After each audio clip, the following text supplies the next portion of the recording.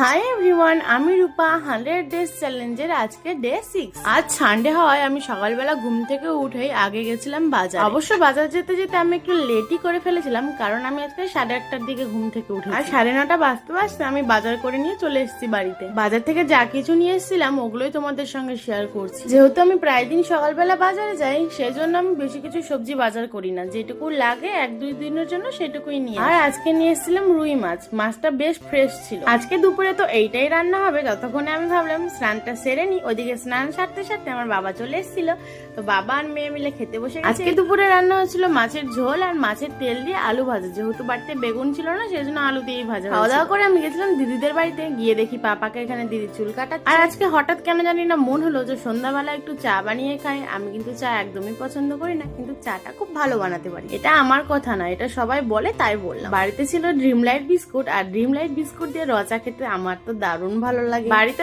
বছরে একবারই মনে হয় চা হয়, তাও আবার খুব কম। আমি তো এখানে বেশ মজা করে আনন্দ করে চা খাচ্ছিলাম আর ভাবছিলাম আমি চাটা আজকে এত সুন্দর বানিয়েছি। তো চলো দেখা হচ্ছে তোমাদের সঙ্গে পরের ভিডিও। সবাই সুস্থ থাকবে, ভালো থাকবে।